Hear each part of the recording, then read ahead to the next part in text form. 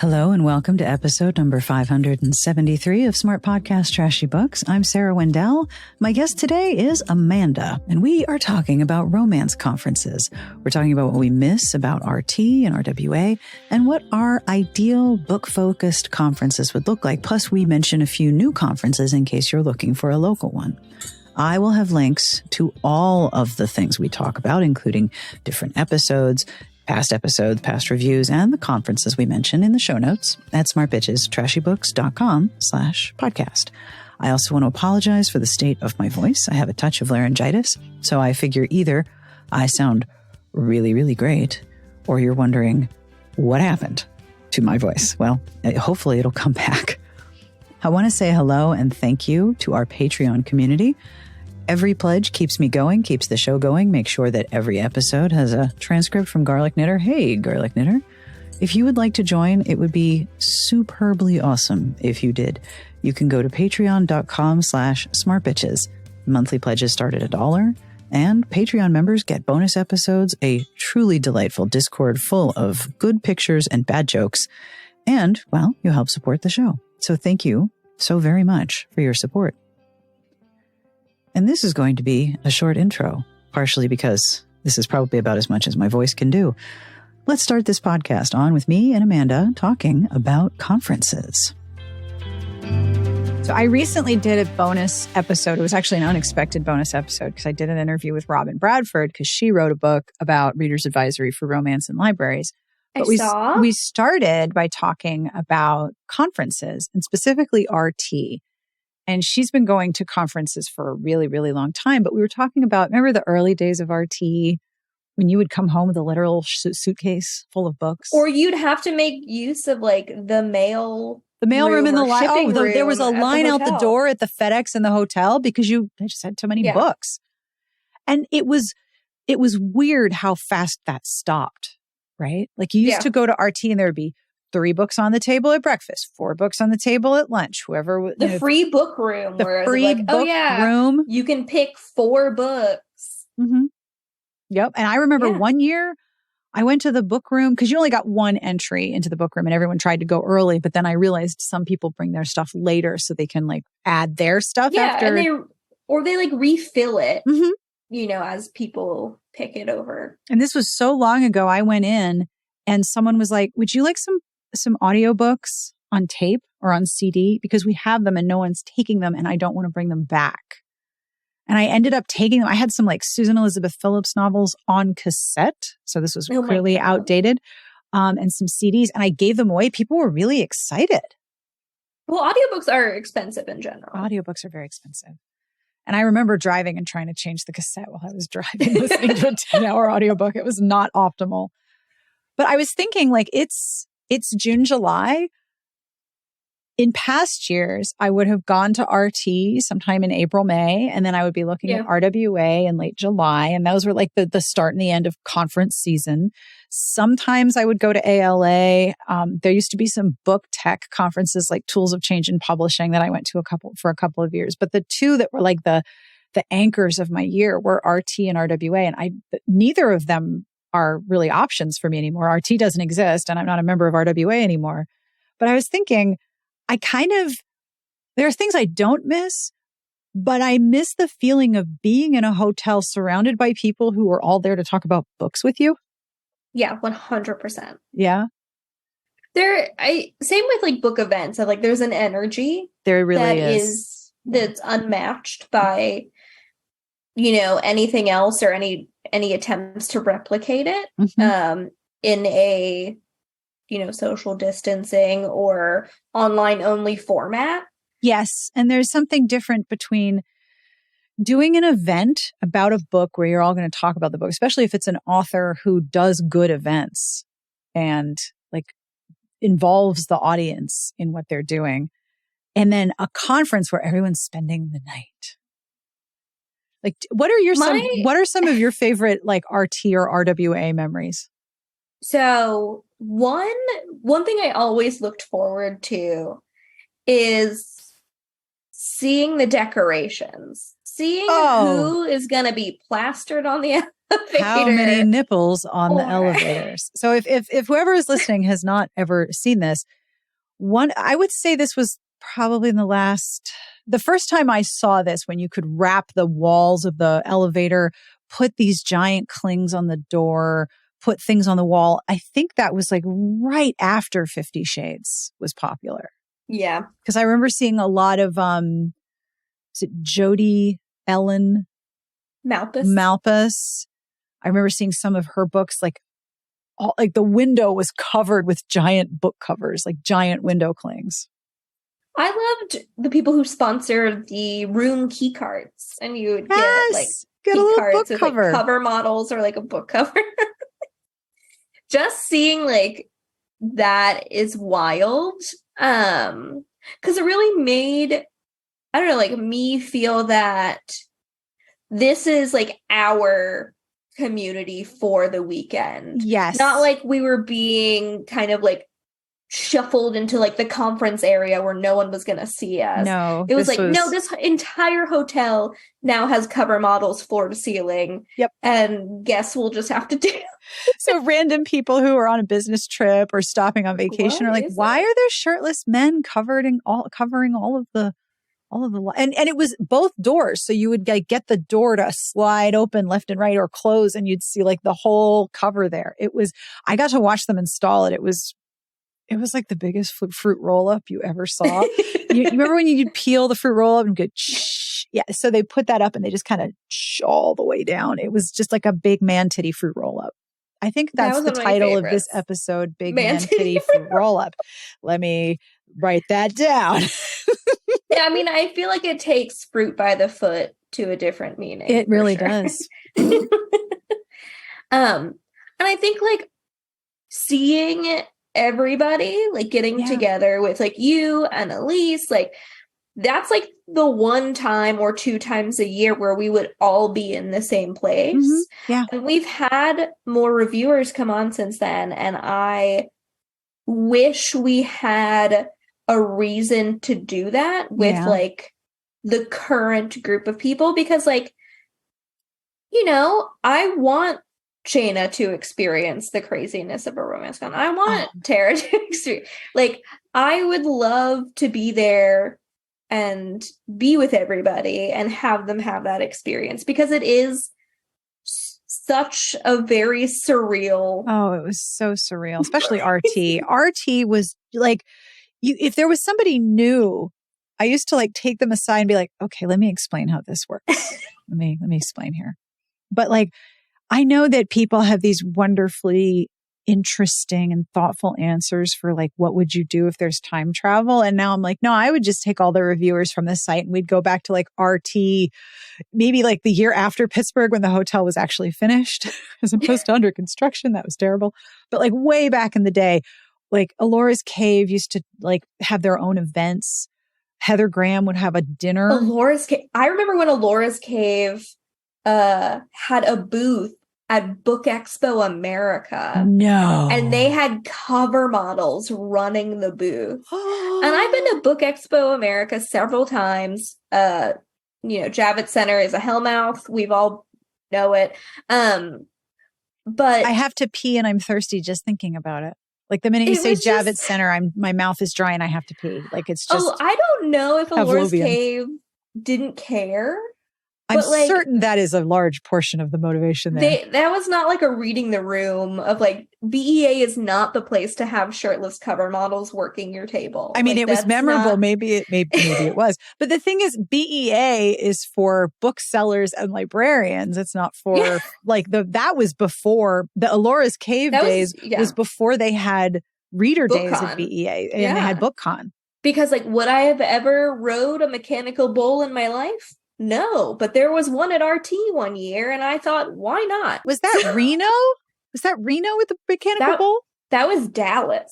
That makes sense. Well, Reno was the time where you, me, and Elyse went to a dispensary. Oh my God. And then recorded a podcast while high, and it was like 2 hours long and had to be cut down. I had never been to a dispensary, and I don't know if you remember this, but I dressed up. I put on lipstick. I was like, I'm going shopping, and You took the lead. You were like, I got this. And I found the place. Okay. I got the Uber. I put on nice clothes and a lipstick, and I was like all ready to, I'm like, I could have rolled in my morning flip-flops and yoga pants and the clothes I wear to go get coffee before I want anyone to see me. Like, it did not matter. But I was dressing up to go to the dispensary because I was very excited about it. And we got edibles and we recorded this episode. And we were in my suite. That was the other thing. That hotel was ridiculous. I think it was a peppermill. So I've told you about the Yiddish word ongepachket, right? It means like overly decorated, tastelessly tacky. That was my room. I had coral marble in the bathroom with black glossy accents. Was that the same hotel? That might have been, I don't know if that was Reno, Las Vegas, where like, no, some people didn't have a coffee maker. Some people didn't have trash cans. Oh, I think that was Vegas. I think that was Vegas. That was the Rio. It was either Reno or Vegas. The Reno hotel, the Peppermill was very big, but very nice. The Rio was a trash fire. That was, people got I think people got Legionnaires at the Rio. Yeah, because the entire first floor was a casino where you could smoke. Yeah, so you had to leave the hotel and then walk through the smoky casino and then walk another 3/4 of a mile down to the conference center. Yeah. Somebody from the RT staff who used to work there clocked from their room to the conference, and it was 1.8 miles each way. It was long. Walking. It was a lot of walking. And there was only one Starbucks. But poor Starbucks. We recorded that episode and I edited it. I'll find it. And it's I like was 404 or something. I'm so impressed that you remember. I would just have to look at my spreadsheet. But I was like, this is really weird. I don't know if anyone's going to like this. So I made Adam listen to it. I sent him the MP3. And he used to go out and play bar trivia with local friends. And sometimes he'd be driving to Virginia. So he listened to it to and from trivia in Virginia. And he said, I almost thought I had to pull over. I was laughing so hard. Because you guys were trying to name what villain I would potentially be attracted to. And you kept like Bowser. Like, no, I'm not into Bowser. It's 304. There we go. 304. Thank you. We were ranking the Hemsworths by density. Mm-hmm. Oh, yeah. Yeah. I'll put a link in the show notes. Everyone can go back and listen to us stoned out of our gourds. I remember we took the edibles before dinner. Yes. And by the time dessert rolled around, they'd hit. And I was like, this is the greatest chocolate cake I've put in my mouth. Mm-mm. I remember standing up and we're walking to your room. And I'm like, I probably look normal to everyone else, but I feel like I'm walking like that, like Monty Python skit where they're like all legs. How to walk. That's like, can everyone tell that I'm stoned out of my gourd right now? It was one of the first times I'd gotten high on edibles, and it was an experience. I think it was the first time I had gotten high on edibles, for sure. Yep. But yeah, it was wild. But like doing just weird, crazy stuff. And it was a vacation about books. Like RT was like a vacation about books. And I miss that. The other thing I miss about RT was, so they had sessions about like craft and writing. And you could go to a session about building worlds in urban fantasy. And it would be like Charlaine Harris and Janine Frost and all these really big names talking about world building. And then there were like games. I was bingo caller one year, where if you won bingo, the authors who were sponsoring the game would have you read aloud a sex scene from one of their books in order to claim your prize. And so like we shut the door, like we were okay, this is just, and every time I called 069, the whole room would cheer. I loved the games, like whether it was like a crossword or bingo, something where everyone could play a game and win prizes. Because that's the other thing. You are going to go home with stuff. There was serious stuff, swag and bookmarks. And I still have swag. Oh, me too. That I use it all the time. Clip chips. I have a little lid for cat and dog food from Linda Lale Miller. That's in the fridge right now. A heart-shaped like bottle opener. And that was on my keychain for the longest time. The best swag that I have is something that I only got at like the very end of the conferences. Farah Rashan did a measuring spoon where the top is a tablespoon and a teaspoon, and then you flip it over and it's a half teaspoon and a quarter teaspoon. So it's like one unit. I've traveled with it if I was like going to a condo or something. It was amazing. it says on the handle, I think it's like just the right amount of spice, farrowshawn.com. It is the best piece of swag. I mean, like, I have still like a million pens and Post-its, but I've gotten like nail files and like little flashlights and stuff that are like really handy. Or pens that have flashlights on them. I love those. I travel with those. And I do miss, like, tangential to like the games, like we got to a point where we were hosting events and we did the big recommendation party. That was so fun. A lot of fun. And that was when I would have a mic and each of us would come with Rex. And I was like Phil Donahue. I would run around the room and I'd be like, okay, tell us about a book you want to recommend. And someone stood up and went, it's a series that's like Harry Potter with sex magic. And the whole room went, oh. And then at the end, because everyone was adding books to their Goodreads queues and putting things in their Amazon carts, when you pulled up one of those books on Amazon, all of the other recommends were books from that session. So we like screwed with the algorithm for a solid 4 hours. It was great. And if you gave a recommendation, we brought like a bunch of arcs to give away. We had like journals. Yeah, well, the swag you got for coming was a notebook to write down all the recommendations, but it had a cover that was like Smart Bitches Recommends and then the name of the site. Once upon a time, I was pretty good at swag. I was pretty good at it. But yeah, I miss I miss book people. Meeting the community. I remember the one time someone recognized my voice. Isn't that wild? From the podcast. Isn't that wild? Or like after one of the recommends, someone had all of us sign their copy of Outlander. Yes. Oh my gosh. I'd forgotten about that. I think it was Outlander. But I didn't write this, that's what I miss for sure. I like some of the events I didn't really like care about, like, the late night parties that went until like 11:30, 12 o'clock. But who are you, I think we talked about that. I know. We've talked about this on previous podcasts of like, I'm an extroverted introvert. Mm-hmm. So I'll go out for a couple hours, go to the things I want to see, talk to people, have meetings with publishing people, catch up. That's one thing I miss too, is like publicists. That was the only time that I saw them face to face. And I definitely miss seeing all of them because they were a lot of fun. But then I'd go back to my room and take a nap at like 2 p.m. Yeah. Oh, absolutely. I'd rally for dinner and then there we go. Bed. Oh, yeah. And there were multiple evenings, especially at RT, there would be evenings where there would be a full ball with dinner and costumes and a theme and dessert. And Heather Graham's family would put on a show. And one year in Pittsburgh, they hung somebody on stage with like tripwires and everything. It was a hanging. It was serious business. And then RWA was like the end of the summer. And because that was sort of a business conference, except that a lot of the people who were there to do business, I was also friends with. I missed that part too. Like I remember when I resigned my membership at RWA, I realized, wow, there are people who I would see there who I am probably never going to see again. And that made me so sad.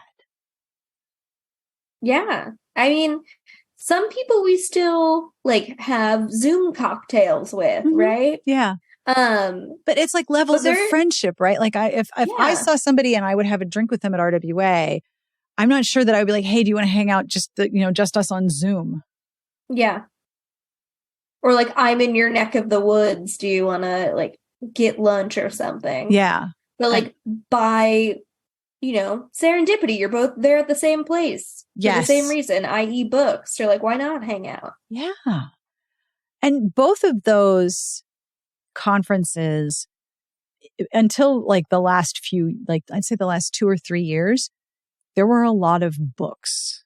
Like every publisher would have a book signing at RWA, which I never quite understood because they would make a point of saying before the conference, RWA is not for readers.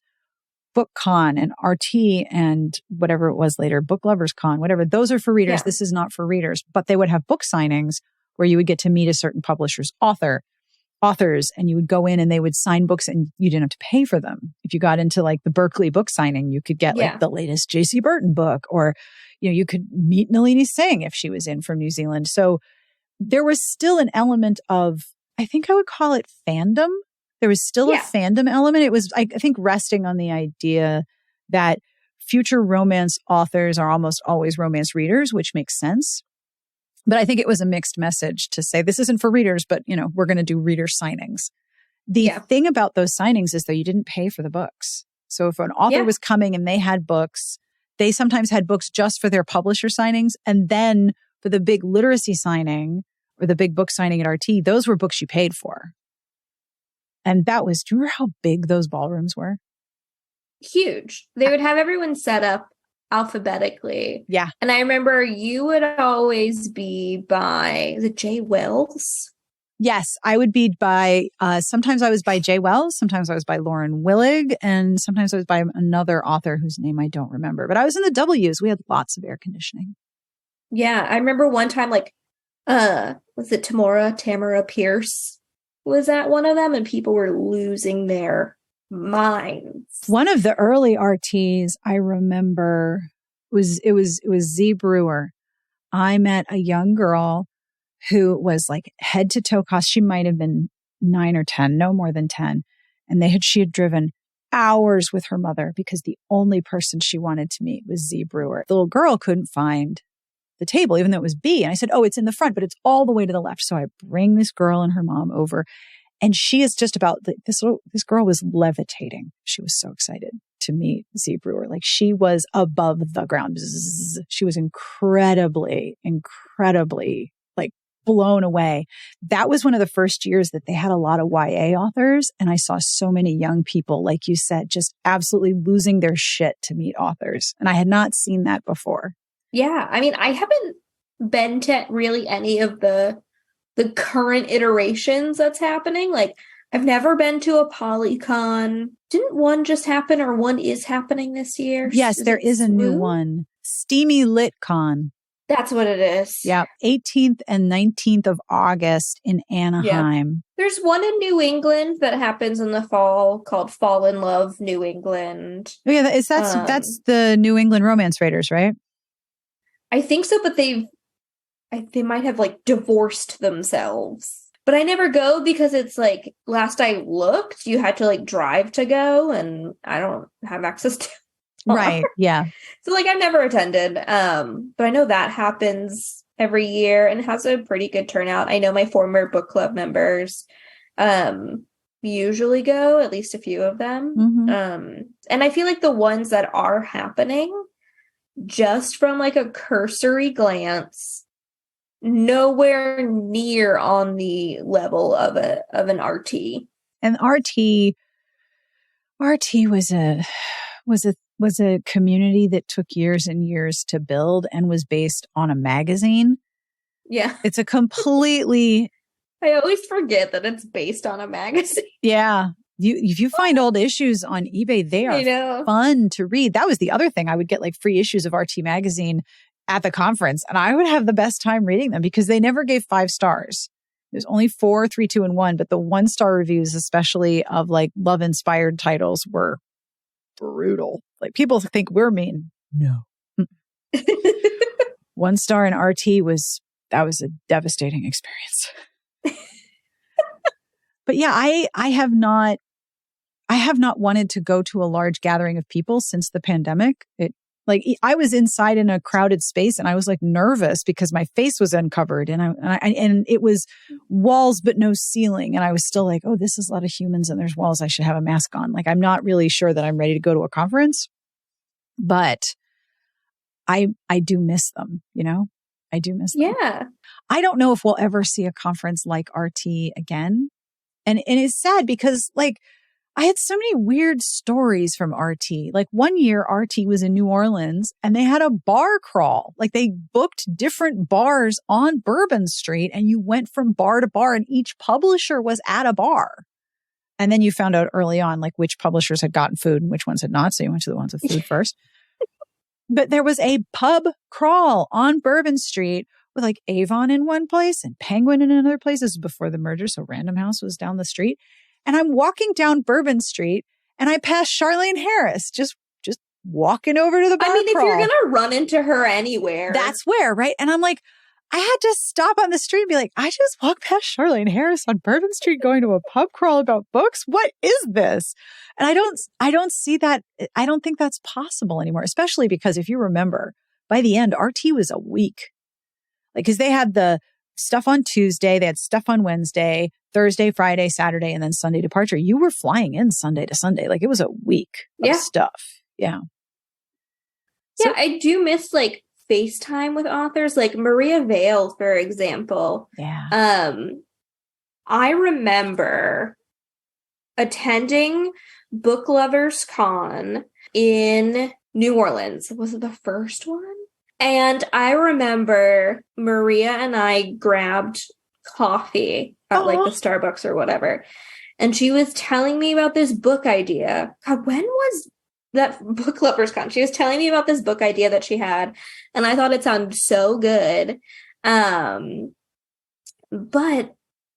she literally, it just came out. It was Molly Malloy and the Angel of Death. Oh, that's her latest so book. Cool. And I'm like, I remember you telling me about this idea you had, like, what, 5 years ago? Oh my God. Maybe even more. And now, like, that's amazing. It's out in the world. I was like, that's really cool. And when you went to these conferences year to year, you would see trends rise and fall. Like my first RT was paranormal all the way down.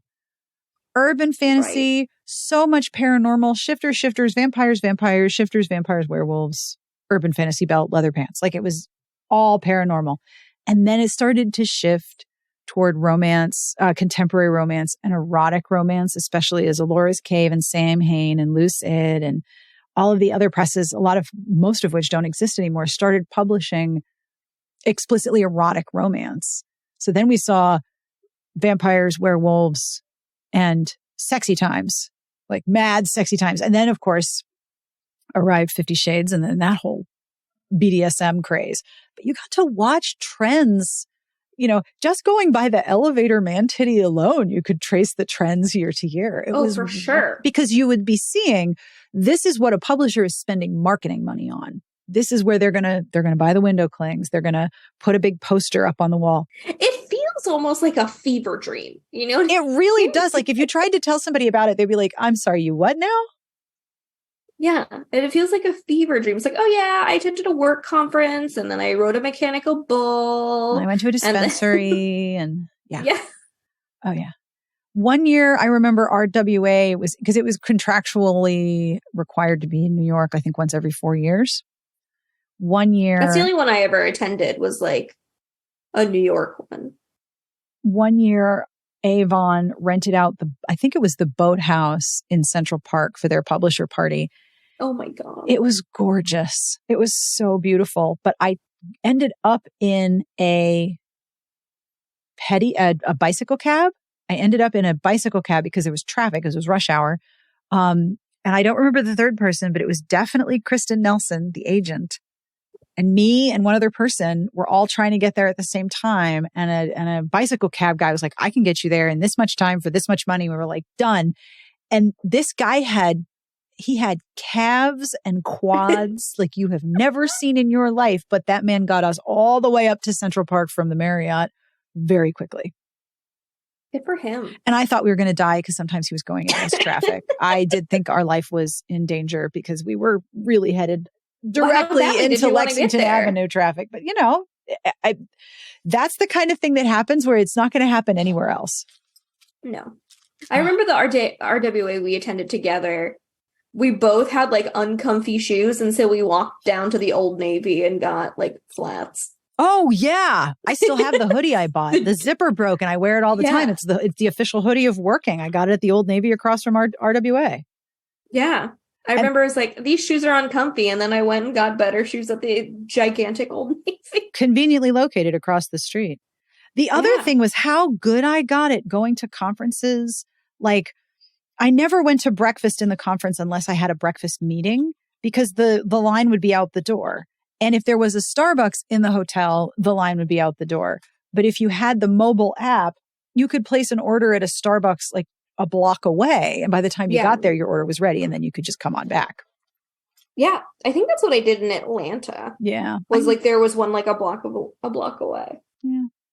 I miss it. And it's weird because I have such very, very specific, clear memories of going to conferences, but sometimes I cannot remember which one it was.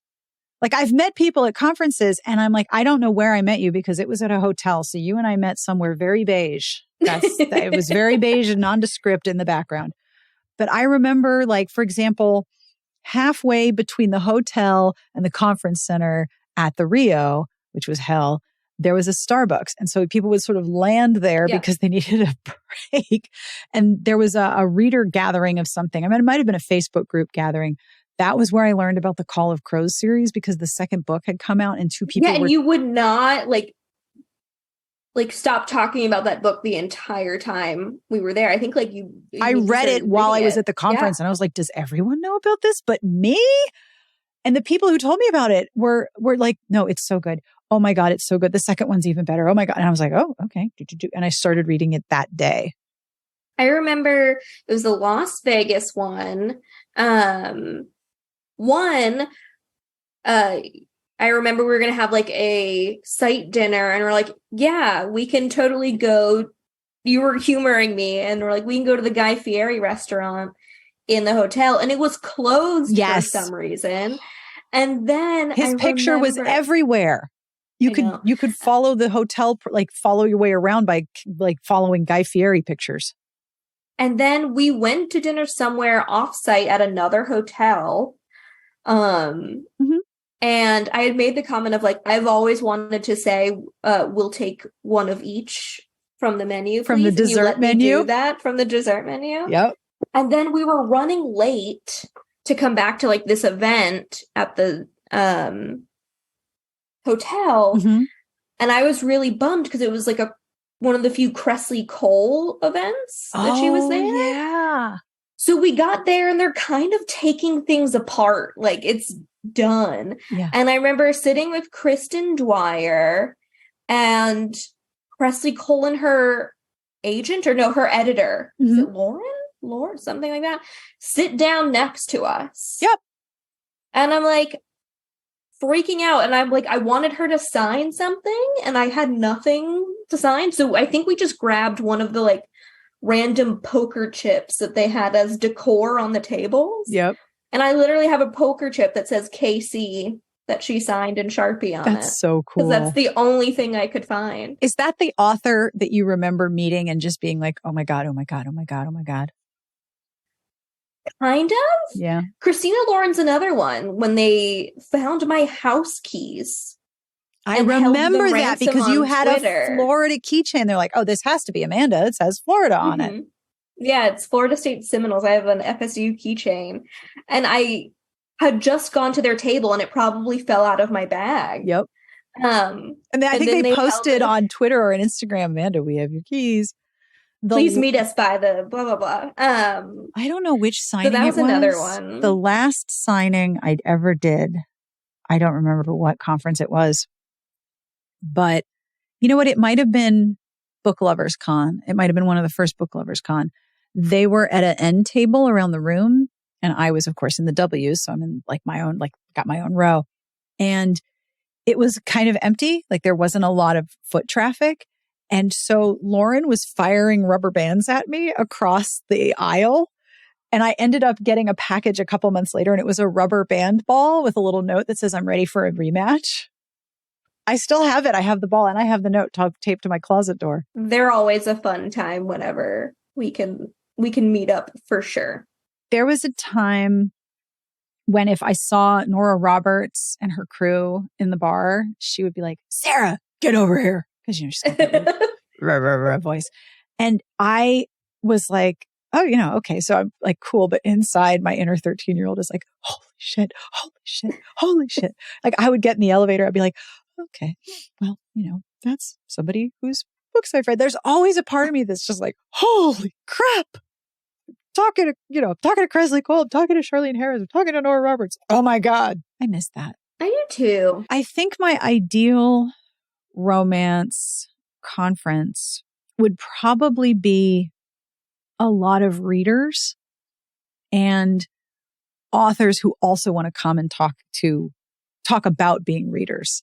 Like for example, some of my favorite podcast episodes are when I have an author on and then we start talking about what they're reading and what they love to read. Like the whole episode I did last week, I think, with KJ Charles, which was all about her comfort reading the Blessing Beverly series. Jenkins, yeah. And Beverly Jenkins. And we start to break down what works as a comfort read for us, because that's a topic she's been talking about online for a while in the past few months, because, it's always needed. And I remember thinking it's really fun to talk to authors about what they're reading. And it's not always easy for authors to do that, because sometimes they can't necessarily talk about what they're reading. Either it's not published yet, or they're blurbing something and they're not sure they're going to blurb it or whatever. But I think the ideal conference for me would be a lot of readers and a lot of food and a bar. I feel like you and I probably prefer the same events. So like a cozier sort of cozy instead of party, right? Like yes, cozy instead of party for sure. But a lot of games. Like I would love to do, I still think about putting together a romance bar trivia night. I think that would be so fun. The thing I see more authors doing now, the thing that seems to be surviving in terms of book gatherings is book festivals. That's the thing I see the most in terms of author panels and reader gatherings is at book festivals. And if you've got a book festival in a nice climate, that can be really fun. Yeah. I know Boston Book Fest started doing more romance programming. I helped with last year's, so hopefully there'll be more this year. But I know like LA Festival of Books is more romance. Brooklyn Book Festival. Tucson. Jess Pride of Book Riot, I know, does some moderating. Yeah, she's in Tucson. I think she's majorly involved in the Tucson Book Festival. Yeah. So it's nice to see some of that, like, still trying to be kept alive. And the Baltimore Book Festival almost always has a sizable romance tent, and I've been to it a couple of times. One time I went, and I happened to mention on Twitter, I'm going over to Baltimore. And somebody said, I read your tweet and I put on pants and came over. And I was like, you put on pants? What? No. Why would you put on? No. They're like, no, I had to come and thank you for the website. I had to come and meet you. I'm like, put on pants for me. I'm honored. So yeah, that's what I want. I want to do an event where if you put on pants, they're very soft pants. Yeah. Sweatpants, yoga pants. A jogger. Yeah. Something with deep pockets for your phone and a battery, because you're going to, social media a lot. So what are you reading? Any books you want to mention? So my new emotional support book. That you carry on the bus to and from. That I carry around with me. I saw a tweet about this and I can't remember who tweeted it or even what it said at this point. Right. But it's a sci-fi novel with, it sounds like a romance plot or subplot. I don't know. Because like I said, I just carry it around with me. I don't actually read it. It's called The Blighted Stars by Megan E. O'Keefe. Ooh. Wow. But yeah, I think Ryan and I got breakfast in Brookline, which is not our neck of the woods. And then we were going to check out this new store called Titty Boston, which is like a kawaii Hello Kitty store. But if you're in New England, if you're in the Boston area, Brookline has an amazing bookstore called the Brookline Booksmith. Ooh, that's they've a recently good name. I know they have a used bookstore section downstairs, books up top, and they've expanded to have more of like a gift shop stuff. Their kitchen section is amazing. But I was like, while we're in the area, why don't I see if they have this on their shelf? And they did. So I bought it. But a spy is stranded on a dead planet with her mortal enemy. Oh, that's all of your thing. Yeah, ticks a lot of boxes. Tick. Yep. That's an Amanda Bate book. My new emotional support book that I've been carrying with me everywhere. I take it out of my bag and bring it up to the nightstand, and then there it sits, and then I bring it with me and I put it in my bag when I go to work. And my I literally just put it in one place. Is this like the cube in Portal? Yep, just take it with me in case I might need it. But right, you might need it, of course. That makes sense. Yeah, or will I just look at Instagram the entire commute on my way to work? Which is also an option. But that is my new emotional support book. I read A Most Agreeable Murder by Julia Seals, and I have a review in progress. This was part of what you're reading. I cut your thoughts down. Yeah, that's what you're reading, just to save some stuff for the review. Always fine. I figured you would. This book is unhinged. This book is so silly. Like, I would turn the page and be like, am I high, or is the book making me feel like I've lost connection? I think the quote you used was like, I feel like an 8-year-old trying to tell their parents the dream they had last night. That is exactly how you feel when trying to describe this book. And then nothing is connected. Everything is bonkers. But at the same time, I can tell that it was written by somebody who's very familiar with Jane Austen and the Brontes and romance and mysteries. And seems like a yes and sort of book. It is very much a yes and. What if we put this in? Yes. And yes, let's have a side character whose personality is she's jealous and beautiful, but part of her role in the community is to announce the color of the year. No discussion, that's just dropped in there. And then later on, you find out what the color of the year is. And I'm like, this is absolutely bonkers. Is she like, what is it, like pretty ceremonious, like Willy Wonka, like walking out? There's a ball. And yeah, seriously, I'm going to try to review this book and people are going to be like, are you okay? Are you all right? I was reading it while a sizable portion of my brain was like, what is happening right now? Does anyone else know what's happening? Because we don't know. I mean, that's happening. How I feel about the Gideon, the Locked Tomb series. Yes. That reminded me a lot of my interview with you and AJ, because AJ was like, magic, how it works? Who cares? Like, I don't know what's going on, but I'm happy to be here. Yes, that is exactly. And it's a very specific flavor of bonkers, right? Like, it's not just, Scottish lass who knows how to fence and cures diseases and births, can help with veterinary births or whatever. It's not like this incredibly super perfection bonkers. Oh, and then there's a highwayman and we're going to rob a bank or whatever. This is just a handful of characters, completely silly. And that brings us to the end of this week's episode. Thank you to Amanda for hanging out with me. I will link to all of the past episodes we talked about, including the one where we were baked out of our gourds, and all of the other things we mentioned, including Apollycon, the Brookline Booksmith, and I found a link to some older episodes of the RT magazine on eBay, if you would like to take a look at what that was. They had a lot in them. That was a girthy magazine. Girthy. I always end with a bad joke, and I would never leave you hanging. This joke is from our Patreon Discord, and it is from Brawler. Are you ready? All right. What's the opposite of formaldehyde? Give up? What's the opposite of formaldehyde? Casual dejekyll. That might be one of the jokes that you might need to see in order to fully appreciate, but casual dejekyll is cracking me up. Thank you, Brawler. On behalf of everyone here, we wish you the very best of reading. Have a wonderful weekend, and we will see you back here next week. Smart Podcast Trashy Books is part of the Frolic Podcast Network. You can find more outstanding podcasts to subscribe to at frolic.media/podcasts.